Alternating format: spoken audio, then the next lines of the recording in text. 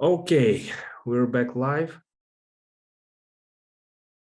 And our next speaker is already here, Karen Marie Kragelund. She's been living in Ukraine since 2007, originally from Denmark, but when the war started, as many of Ukrainian people, she had to flee to the Netherlands, where she's currently residing in. She's an expert in organization transformation programs and projects, specializing in leadership development programs, communication, and stakeholder engagement strategies, and which is most important for all of us, one of the best speakers of the previous season of our conference. Hi, Karen Marie. Hello, Taras. How are you doing? Very good, and thank you very much for the invitation to come back this year. It was really a pleasure to be able to share my experience and my story today. So and also to PMI Ukraine chapter for putting this together. I think you're doing a tremendous piece of work, and especially in these times, it's really great that we can connect about this and also around a common purpose. Thank you. Okay, so it's yours. Thank you very much. So my topic today is emotional agility in times of uncertainty, and these are the facts, and Taras have already shared that with you. So I would say, in addition to this, that my keynote today is probably going to be a little bit different from the rest.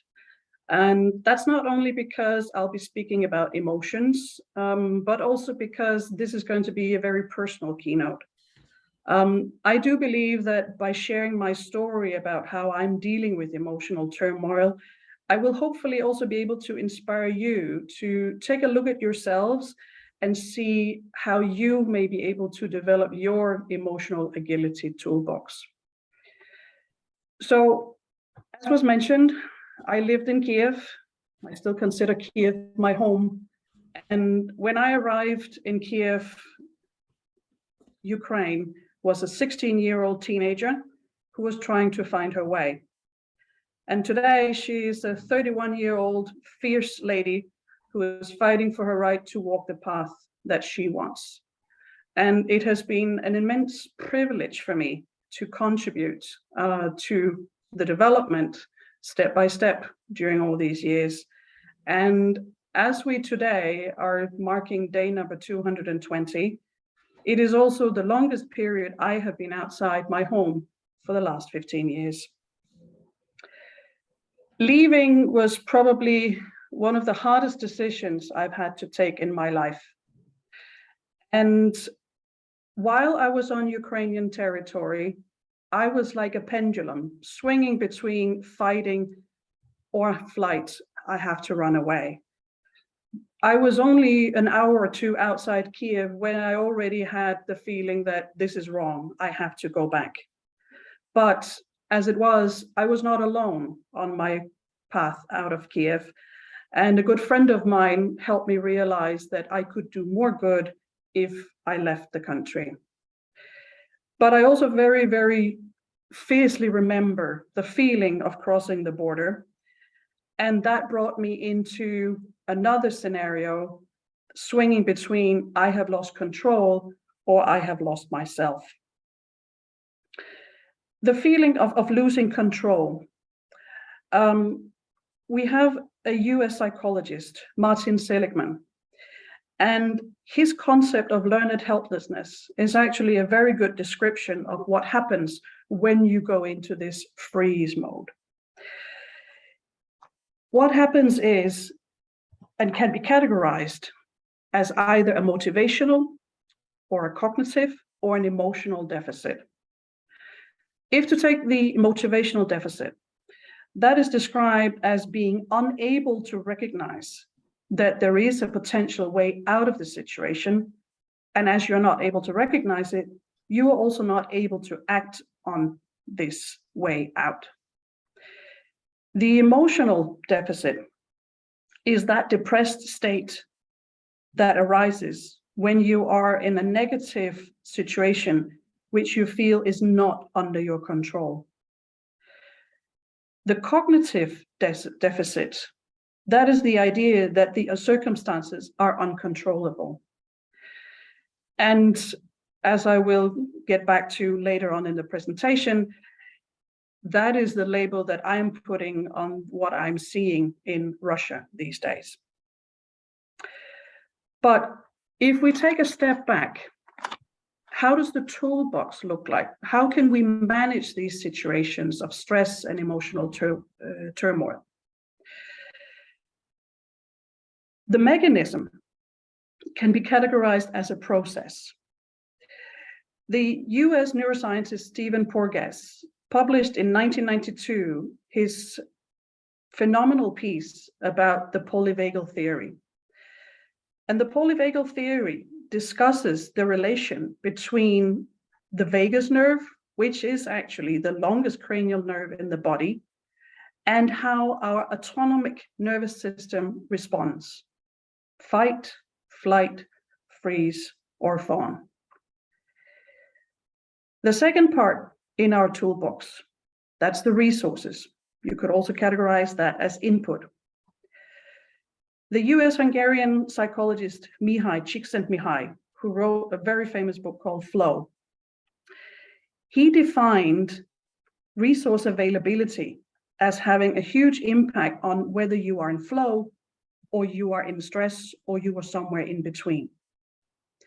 The three components that he puts into the concept of resource availability, that is, what kind of external support do you have available? What are the psychological resources that you have yourself? And also, what is your usually applied coping strategy? The third part, or the third tool in the toolbox, that's capacity, which you could also name scalability. This is defined by Susan David as emotional agility. She is a South African psychologist, and she is currently one of the most recognized TED speakers, and she is also at Harvard Medical School. And this is where we're going to do a deep dive today. At the same time, we need to keep in mind that we had operate with different time spans. We have short-term, we have long-term, and anything in between. It all is individual how you define your time frame that you're operating with. In psychology, we have a psychological defense mechanism, which is called compartmentalization. The important thing to keep in mind is that this is not a long-term solution. This is a self-care stopgap solution. And on a personal note, I'm sitting here today about 24 hours after learning that a friend of mine has been killed, and I am compartmentalizing. Family, friends, war, work, winter, future, we all have these labels that we can put on a box. And depending on how the box looks like, is it a paper box? Is it a metal box? Has it got a padlock? Has it not got a padlock? How easy is it to find in the brain storage? That is all individual, because our mind can only handle so much before we go into freeze or fawn mode. I choose to put my empathy for those who have invaded our country into a box with a padlock, which is very, very far away. I think the audience that is here today is able to relate to that, but I have also met here in the Netherlands some people where in discussions I could feel that this was getting a little bit too much for them. And in such conversations, it's always a judgment call. Do I want to convince them that I'm right? Or do I just say, fine, they just don't grasp my reality? Usually I take the second solution. And the reason why I'm taking that second solution is because I'm taking a breath.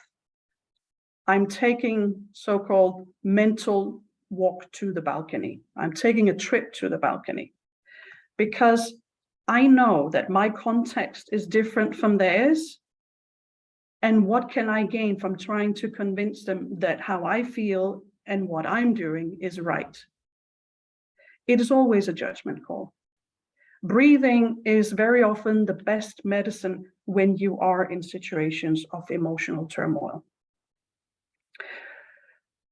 If we look back at how do we move forward long term, then it is about being able to recognize, being able to manage the situation based on the tools that you have available. And as I mentioned, the capacity, the scalability, the emotional agility is what we're going to look into today. The important thing to keep in mind, though, is that this is an ongoing building process. It's iteration upon iteration upon iteration. There's a reason why this is called agility and not waterfall. So what I'm sharing with you today is, it may sound simple, but I know from my own experience that it takes a while to be able to, in the moment, taking a trip to the balcony. So the components we will be deep diving into just in a second is to acknowledge the emotions, to label the emotions, to embrace the emotions, and then to reassess the situation. And this quote that I have put in here is one of my favorite quotes, because just as we think we've got all the answers, then the questions change. And that, I think, is what happened for many of us. I know it happened for me on the 24th of February. So if we move into the 4 steps, the first step, acknowledge. When we are acknowledging emotions, it matters how our mindset is. And again, there is no right or wrong. I, for instance, am in between these two at the moment in various situations. I'm not even going to try to understand those people, if we can even call them people. I know I shouldn't have thoughts like this, but I choose to. So it is my choice, and I know I'm being rigid, but when I combine it with my mental state, I choose to put that into a box with a padlock very, very far away in my brain. But that doesn't mean that it is wrong. It is just a way of surviving the situation.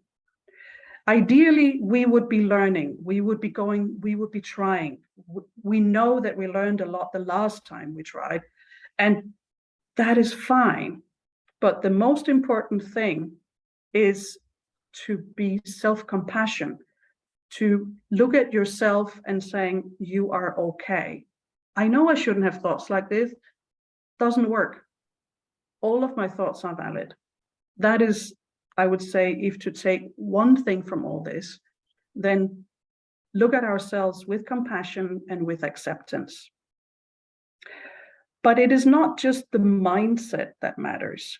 It is also signals that your body is telling you. This is not an exhaustive list. It is just some of them.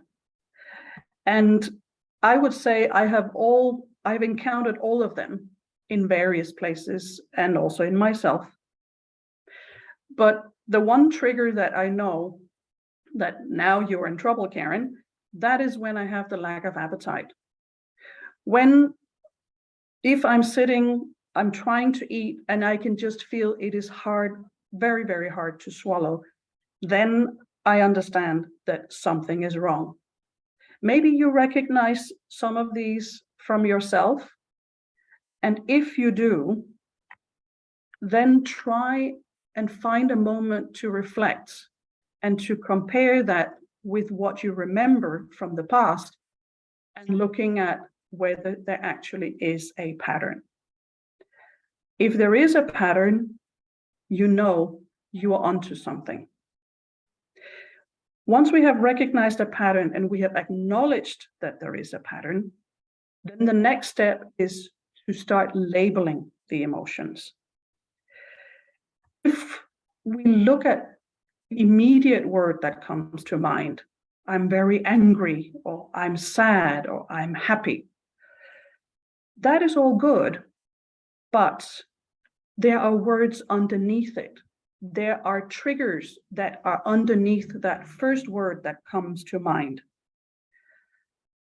For instance, one of the things that are hard for me at the moment is to distinguish between whether I'm angry or I'm sad. Learning yesterday that my friend had gotten killed, I was sad, but at the same time, it was mixed with an immense anger. And the only way to move forward with those emotions is to actually sit and reflect on them and embrace yourself and saying, it's okay. Why am I feeling like this? What are the underlying emotions that I'm having? And that leads me also to how we talk to ourselves. Because if we're saying, yeah, I'm sorry you are in pain, that's fine. That's expressing sympathy. But you need to get to, let's say, even the deepest level, being compassionate, acknowledging that you are suffering, and acknowledging that there is a way out. Coming back to what Seligman was describing.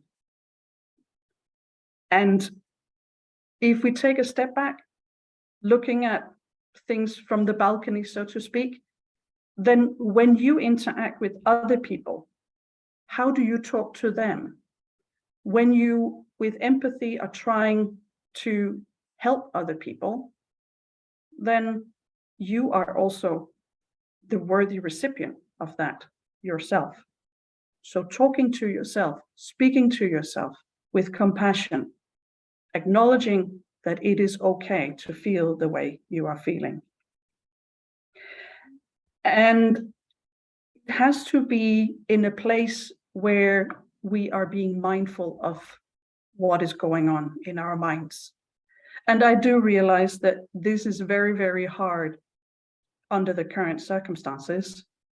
But when our mind is so cluttered with everything, then it is hard to find the bandwidth to actually start looking into how we feel and how we can develop our tools to manage if we are hit by stress.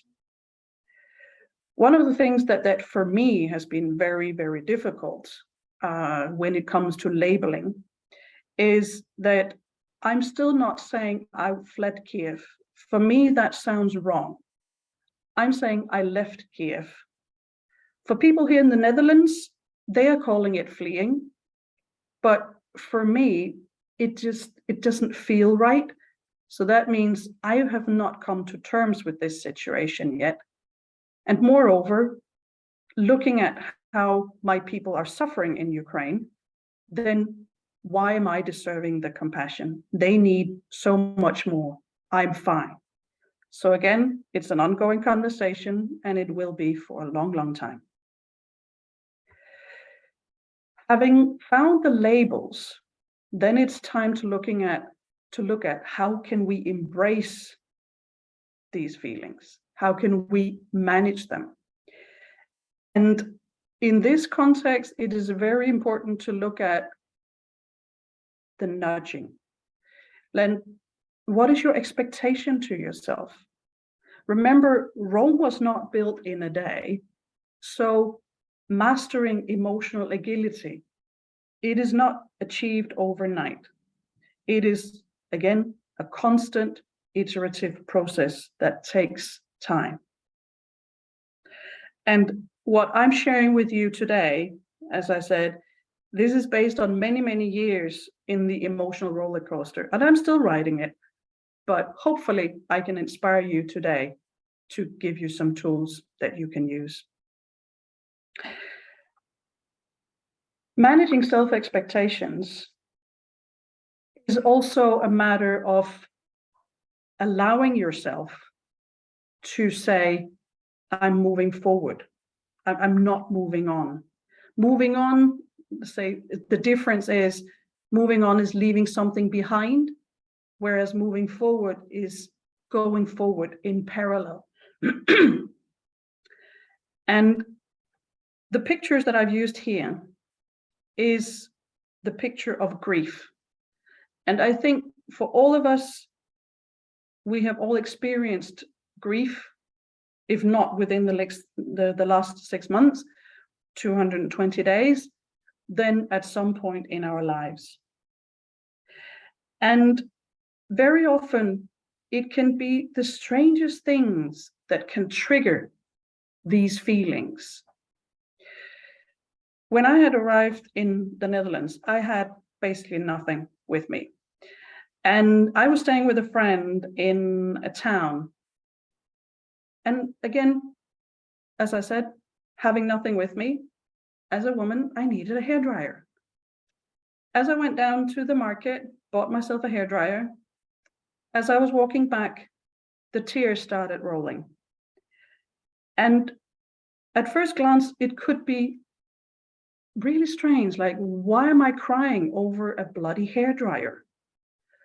But putting it into context, I was able to deduct that this hairdryer triggered so many emotions because I have a perfectly good hairdryer hanging in my bathroom at home in Kiev. And if I was home, I wouldn't need to buy another hairdryer. My point is that there can be situations where it is just a minor thing in the situation, but because it triggers some emotions, there is a lot of underneath that is being brought up. And the challenge is to be able to recognize that it was not the trigger, it was something a lot deeper. Having embraced the emotions, the final stage, or let's say in the first iteration, the final stage, is to reassess. Looking at the situation, what is possible? What is not possible? Is now the time to open that box? Or should we put it in, I leave it there, I accept it for now, and I will get back to it? In this situation, one of the key elements is to stay true to your values. That is who you are as a person. And in a Ukrainian context, I can only say that the valor and the spirit that is being shown by the Ukrainian people, and I can only say I am so proud that the world is now seeing the same as I have seen while I was living in Ukraine. And I will see when I get home again. So staying true to your values, looking at what are the priorities, the CIA framework, and yes, I did smile the first time I heard the name of this framework, looking at what can you control. And if you can't control it, then can you influence it? And if you're not able to influence it, then park it in the adapt and accept in order for it not to clutter your mind on an everyday basis. Reassessing the situation is also about acting on those values and starting to walk step by step. If we look at Vasyl Khmelnytsky's words here, do I feel fear? Yes. Acknowledging that there are emotions, but still not letting himself getting bogged down by these emotions, that is the path forward. That is the taking step by step. It is hard. A very good friend of mine that I was actually very fortunate to share the trip out of Kiev, he and I had a discussion the other day, and the way I was phrasing it, I was saying, like, I'm trying all the time not to fall. And his response was, I'm falling very often. I'm falling all the time, but then I get back up on my feet again. A bit like a drunkard walking.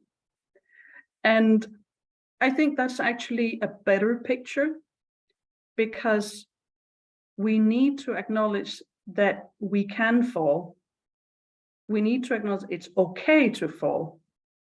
But then again, after having fallen, we get back on our knees and then we get back on our feet, step by step.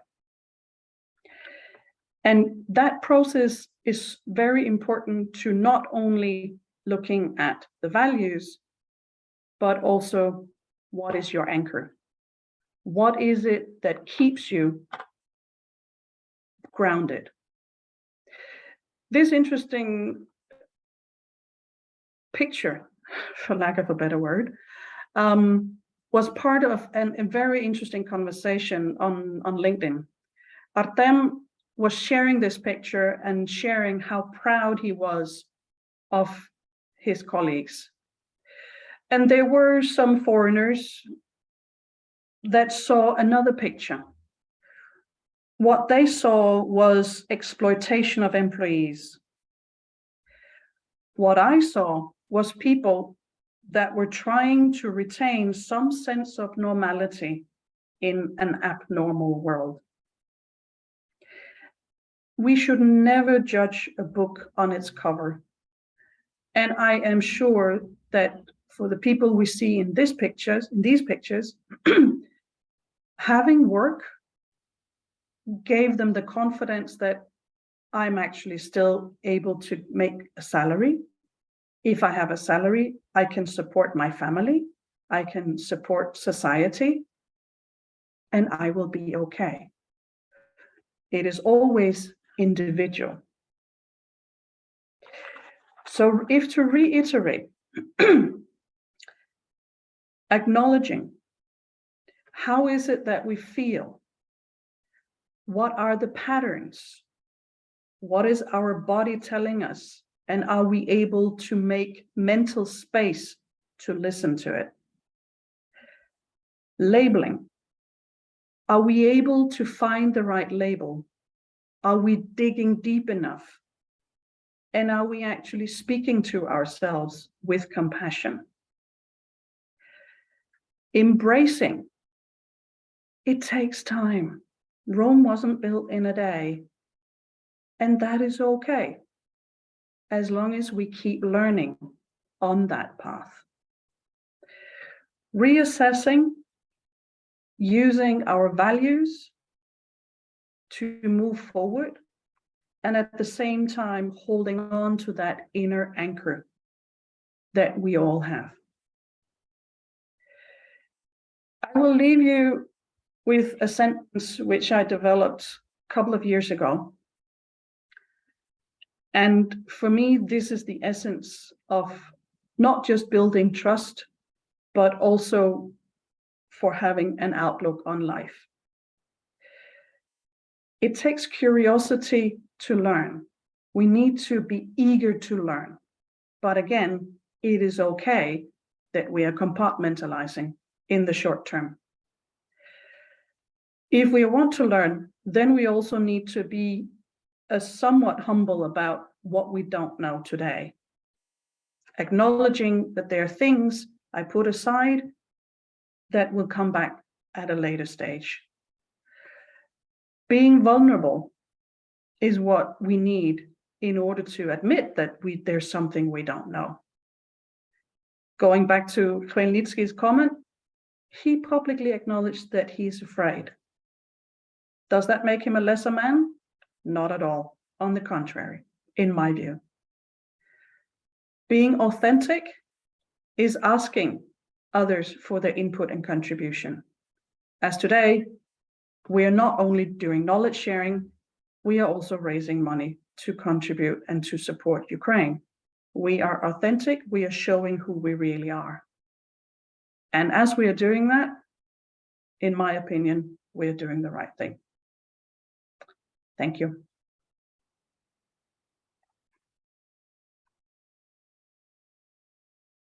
Us, over to you. Thank you very much for your presentation, Karen Marie. You may see the comments in the chat yourself, that it was really, really deep, I must say. Thank you. Whether somebody has any questions. to Karen? I'm happy to answer any questions, and also, let's say, of the more personal kind, because I do believe very strongly that when you share a story, then you speak from, well, I know I speak from the heart. I speak from how I feel and how I've been dealing with this. It has not been easy. But if we talk about it, then it gets out of our heads. It stops, ruminating. And when you get it out there on the table, then we can start addressing it.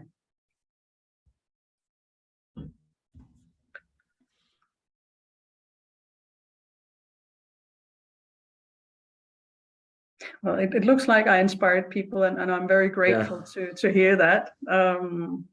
Yeah, that's true. That's true. I'm not even sure whether there will be any questions specifically. No, but I maybe to a story that comes to mind. I have so far been fortunate that I have lost only 2 friends in the war. And the first situation was back in June, and I had just started a new job, which was a steep learning curve in itself.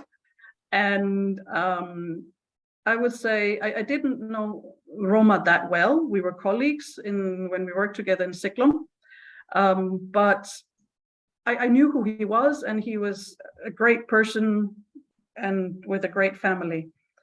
And that hit me really, really hard, disproportionately hard, I would say. And when I compare that with my reaction yesterday when I learned that Anton had been killed, then I could see a difference. The shock was still there, but it had somehow, strangely enough, become more easy to handle. And yeah, that is only 4 months apart, these 2 situations. And my point is that as long as we keep taking a step forward, small steps, then it's okay. But it's also okay if we stop, if we sort of, let's say, fall down the rabbit hole. But the important thing is to accept it and to say, it's okay. We really have to keep reminding ourselves that it's normal. It's the situation, it's the whole circumstances we live in that are not normal. But how we respond, that is what is normal. Yeah, as I've seen some time ago on Facebook that the post was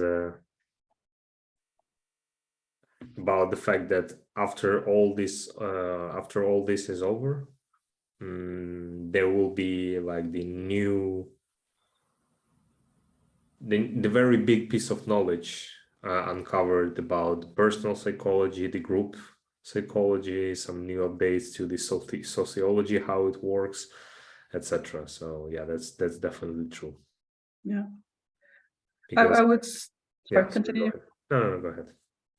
No, but I via my network, I was contacted by a young man in Lviv who has started a like psychological first aid, I guess you can call it, basically a service where people, let's say companies abroad, or also Ukrainians for that matter, can pay for like basically can donate money, which will then go to pay professional psychologists who will then for free offer psychological support to whoever needs it, obviously in a Ukrainian context.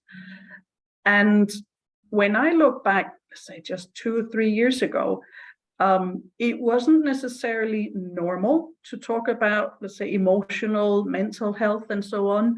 So if to find, let's say, a small beacon of light in all this, then the fact that it's no longer taboo to talk about mental health. And at this conference, I'm giving a keynote about emotions, in let's say, in a context where we would be more talking about methodologies and whatever have you that's related to technology development.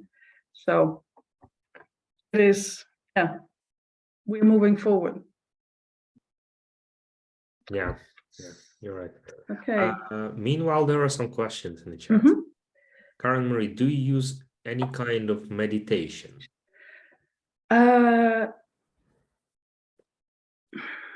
To some extent, yes, but I'm not sure it can be categorized as meditation.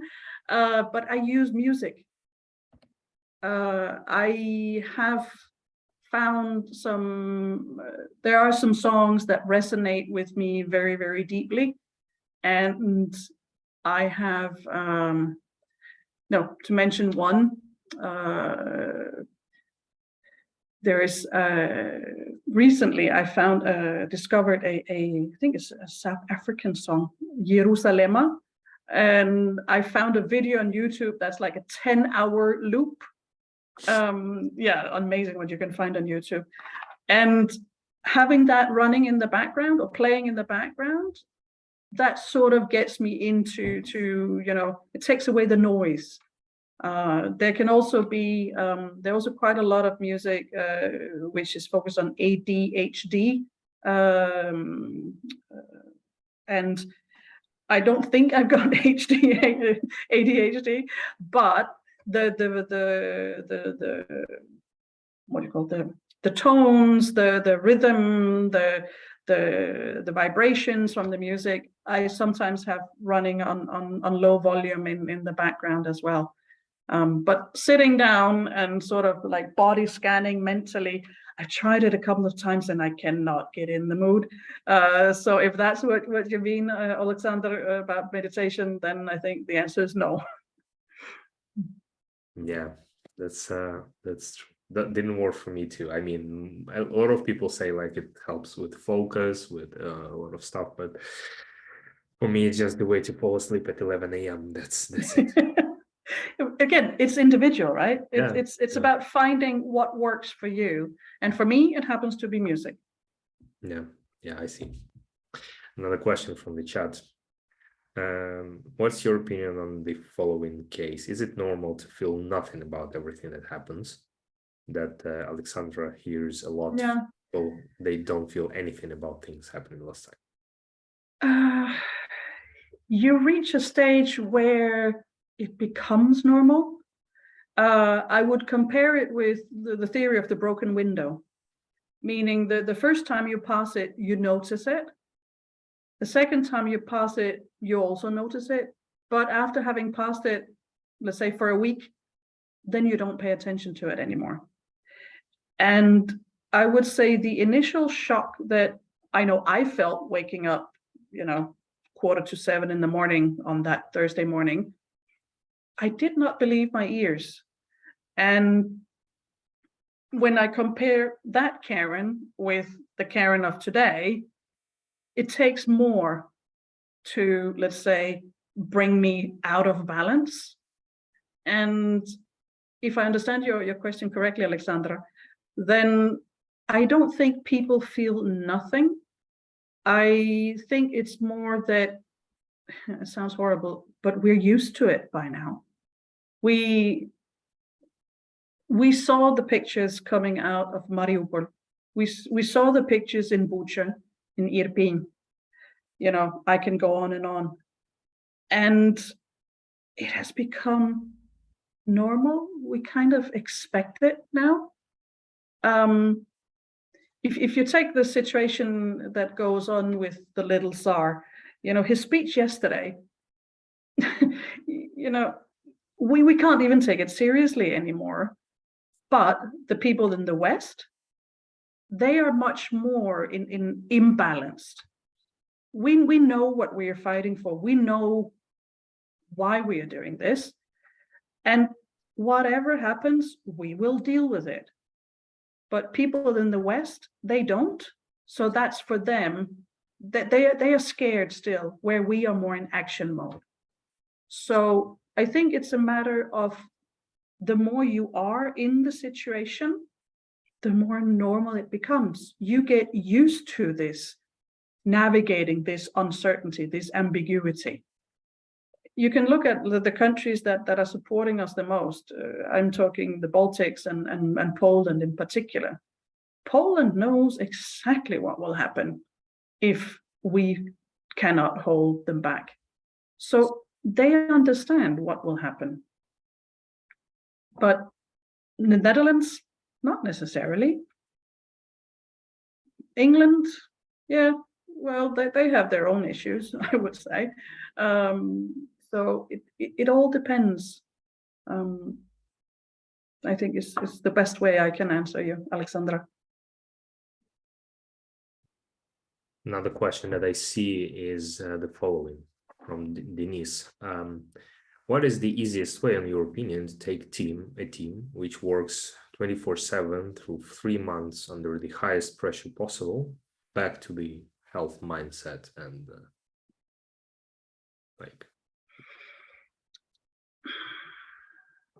I would, again, I assume Dennis is the team lead or the PM for this team. And with that assumption, then I would address it in an open conversation. Start by sharing how you feel in this situation. It's a bit like Khmelnytsky was writing, right? Do I feel fear? Yes. So to, let's say, address the elephant in the room, if there is an elephant. So to put it out there, sharing how you feel and opening the conversation, because when people are under pressure, they don't necessarily see what's going on. Again, I can speak from my own experience going into tunnel vision. And as Seligman has described, a cognitive deficit, I can't see the way out. And by, let's say, forcing your team to take that time out and talk about what is actually going on in their minds, what is going on mentally, that can sort of, I would say, a bit like the valve, it can let out some steam. And once, let's say, the steam has been taken out, at least a little bit has been taken out, then I think people can get back to a more balanced state where they are able to have an open conversation about it. Because if we are sitting in our own little pigeonhole or rabbit hole, then very often we can end up with a feeling that I'm alone. I'm the only one in the whole world who feels like this. But by opening the discussion, I think that's the best way to take the steam out of pressure situation. Right. I see no more questions. So right. Yeah, I think we can let you go for the beautiful Sunday outside. Yeah. Saturday, sorry, and Sunday. Sunny Saturday, yes. That's also fair. Thank you very much for your contribution and for your speech. It was a pleasure, and yeah, I really hope I inspired some of you to take a look and to create that mental bandwidth, and also share it with people around you. And yeah, we will win this. Absolutely. Thank you very much again. You're welcome. Thank you. Bye-bye.